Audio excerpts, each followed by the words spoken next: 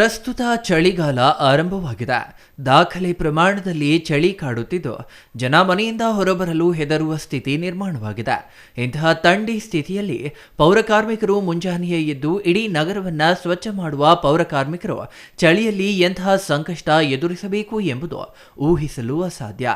ಇಂತಹ ಸ್ಥಿತಿಯಲ್ಲಿಯೂ ಅವರು ಯಾವುದೇ ಅಂಜಿಕೆ ಇಲ್ಲದೆ ಸ್ವಚ್ಛತಾ ಕಾರ್ಯ ಮಾಡುತ್ತಾರೆ. ಇಂತಹ ಪೌರಕಾರ್ಮಿಕರಿಗೆ ಚಳಿಯಿಂದ ರಕ್ಷಣೆ ಪಡೆಯಲು ಸ್ವೆಟರ್ ವಿತರಣೆಯನ್ನ ಇಂದು ಮಾಡಲಾಯಿತು.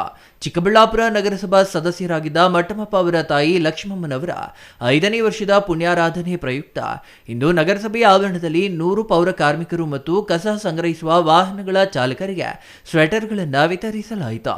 ಮಟ್ಟಮಪ್ಪ ನೇತೃತ್ವದ ಲಕ್ಷ್ಮಮ್ಮ ಸೇವಾ ಟ್ರಸ್ಟ್ನಿಂದ ಸ್ವೆಟರ್ ವಿತರಿಸಿದ್ದು, ಈ ಸಂದರ್ಭದಲ್ಲಿ ಸಮಾಜ ಸೇವಕ ಹೋಟೆಲ್ ರಾಮಣ್ಣ, ನಗರಸಭೆ ಪರಿಸರ ಅಭಿಯಂತರ ಉಮಾಶಂಕರ್ ಸೇರಿದಂತೆ ಇನ್ನೂ ಇತರರು ಉಪಸ್ಥಿತರಿದ್ದರು.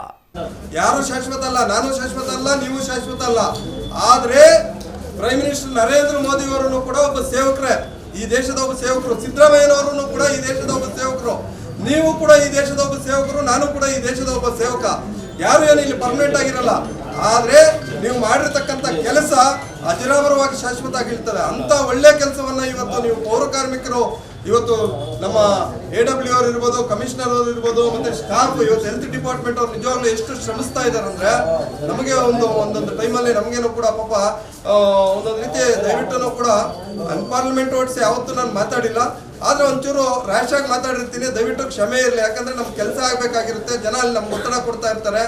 ಹಾಗಾಗಿ ಏನಾದರೂ ಒಂದು ವೇಳೆ ನಿಮಗೆ ಒಂಚೂರು ರ್ಯಾಶ್ ಆಗಿ ನಮ್ಮ ಕೆಲಸ ಹಂಗೆ ಮಾಡಿಕೊಡ್ರಿ ಬೇಗ ಅಂತ ಹೇಳ್ಬಿಟ್ಟು ಏನಾದರೂ ಒಂದು ರೀತಿ ನಿಮ್ಗೆ ಏನಾದರೂ ಅಸಭ್ಯವಾಗಿ ಅಂತೂ ಇಲ್ಲ, ಆದರೆ ಹೇಳೋ ರೀತಿ ಒಂದು ಶೈಲಿಯಲ್ಲಿ ಹೇಳಿದ್ರೆ ದಯವಿಟ್ಟು ಕೂಡ ನಾನು ಈ ಸಂದರ್ಭದಲ್ಲಿ ಎಂಟೈರ್ ಸ್ಟಾಫ್ಗೆ ಮತ್ತೆ ಪೌರ ಕಾರ್ಮಿಕರಿಗೂ ಕೂಡ ನಾನು ಕ್ಷಮೆ ಯಾಚಿಸ್ತೀನಿ.